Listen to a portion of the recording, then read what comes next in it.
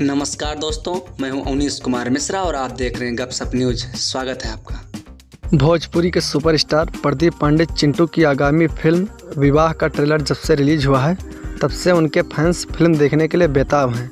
आपको बता दें कि अब चिंटू के फैंस के लिए अच्छी खबर है, क्योंकि विवाह फिल्म का रिलीज डेट सामने आ चुका है।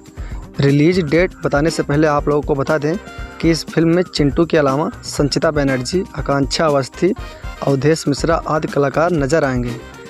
काजल राघवानी और पाखी हेगड़े भी आइटम सॉन्ग्स में नजर आएंगी। चिंटू पांडे की ये फिल्म पारिवारिक है, जो कि काफ़ी अच्छे कॉन्सेप्ट पर बनाई गई है, जैसे कि आप लोग ट्रेलर में देख ही चुके होंगे। आपको इस फिल्म के बारे में बता दें कि यह दीपावली के मौके पर रिलीज होगी, यानी त्यौहार के मौके पर रिलीज होगी, तो इससे कमाई की उम्मीदें भी काफ़ी हैं। इस फिल्म के बारे में आपकी क्या राय है, हमें कमेंट करके ज़रूर बताइएगा। इस वीडियो में सिर्फ इतना ही। आप देखते रहिए गपशप न्यूज। धन्यवाद।